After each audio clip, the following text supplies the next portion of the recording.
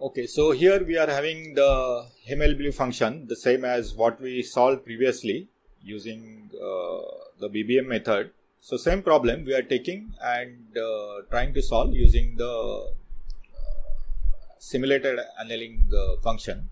For the purpose of this, I'll be using a code which is modified from the one which is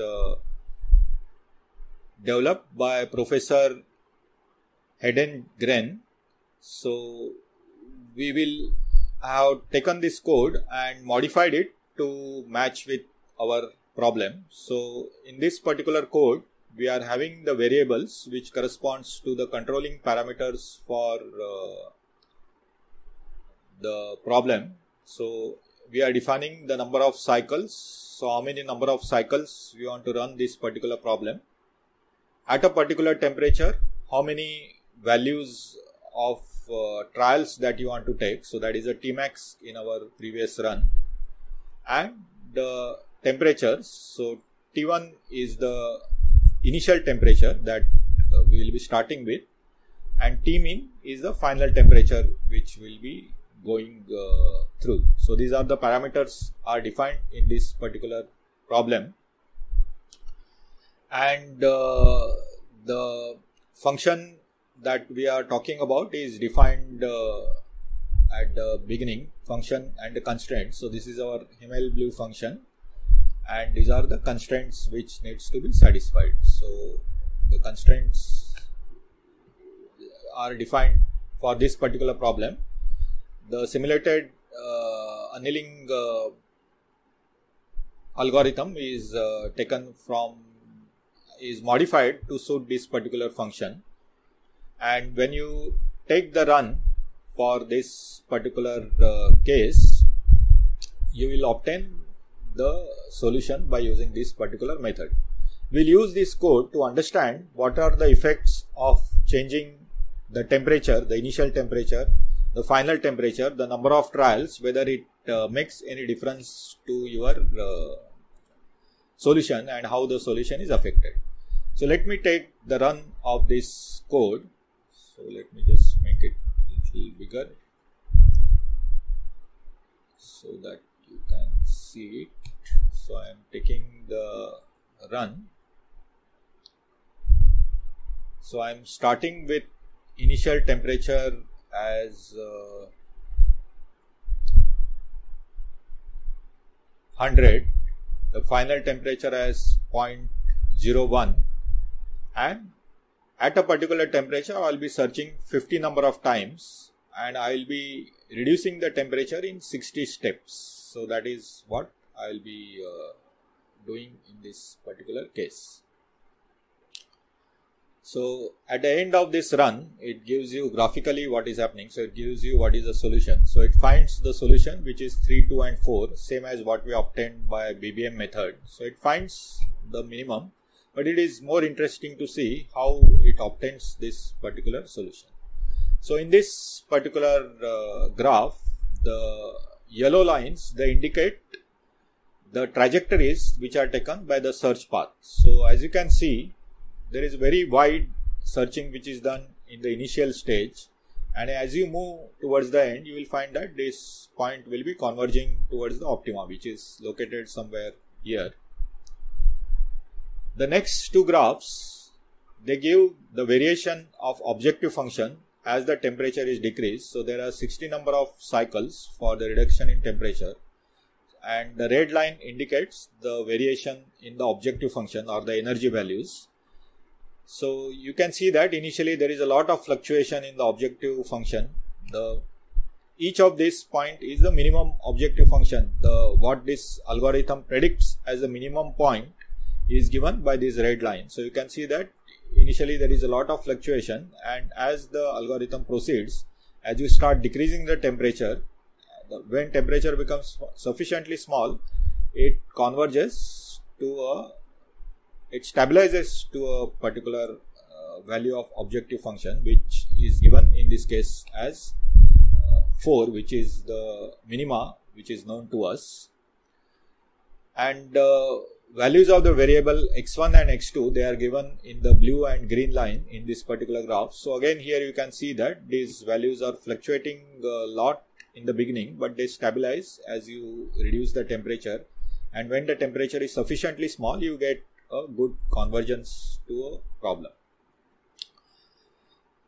I have just captured these images using this program for different combinations of temperature, number of trials at a temperature and a minimum temperature, and we will compare how do they look like.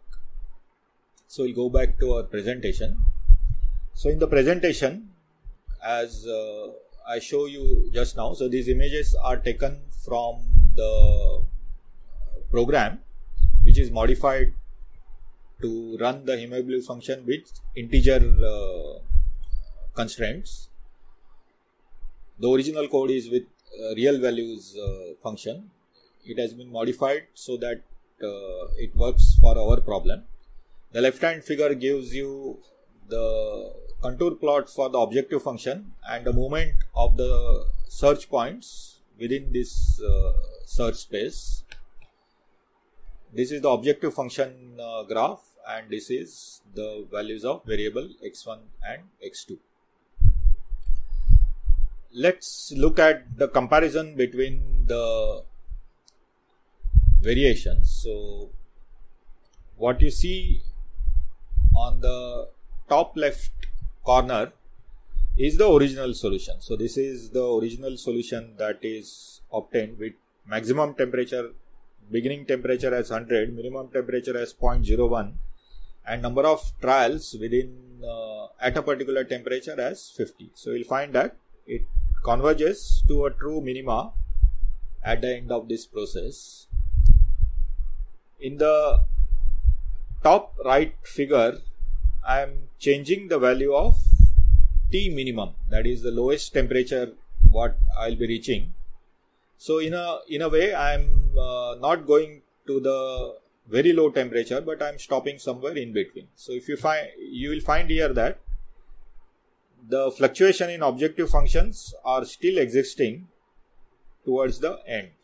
So this T minimum is having some influence on the values. In the bottom left figure, I have kept the T max and T min same. I have only reduced the value of number of trials from 50 to 5. But you will find that in this particular, for this specific problem, it doesn't have much influence. You will still find that the convergence is proper. On the top, on the bottom right hand side, you will find that I am both reducing the temperature and reducing the number of trials, and here you will find that the final solution is something which is absurdly wrong and not acceptable.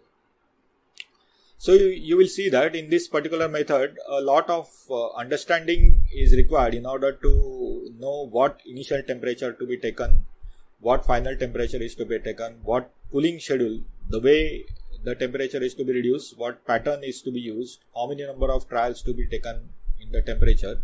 So using the solution annealing algorithm for your type of a problem is more of an art than a definitive process. So you need to tweak a lot of these parameters in order to obtain the solution to your problem. However, it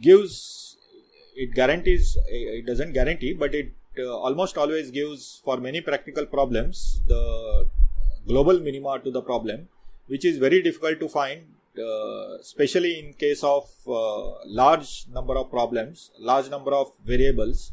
And if these variables are discrete values or integer variables, then the regular gradient based methods will not work, and you have to resort to methods such as, and one of these methods is the simulated annealing method. The final comments on this method is that so whatever may be your initial guess, you will always, if with given sufficient number of time, you will always reach the final solution.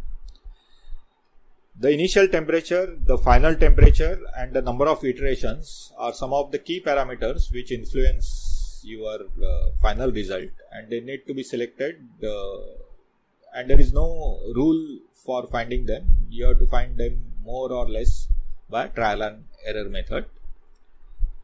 The estimate of initial temperature in general can be taken as an average of objective function value at some random points. So in order to choose the initial temperature value, guideline provided is that you take it as average of few random points in your search domain, and the average value of that can be taken as the initial temperature. And as is the characteristic of any stochastic method, this method may yield a different result after every run. So you need to take more number of runs before taking a final call on the minimum value. Let me summarize this session. In this session, we have seen the different examples in engineering where you have some of the variables which are either integer or discrete values, like the steel sections or the cable sizes, or they can be binary or 0-1 type of problems, like in the assignment problem case. To handle this type of problems, one cannot simply go by finding a real value solution, ignoring the constraint as integers, and then rounding off. It doesn't work, and we have seen why it doesn't work. There are two approaches to solve the integer problems. The first approach is known as enumerative schemes, and the second one is known as stochastic scheme. We have seen through actual problem solving the use of enumerative scheme, which we have seen as branch and bound method, or BBM in short. So we have applied BBM method to a linear programming problem with integer variables, and we have also applied it to a non-linear problem, that is MW function.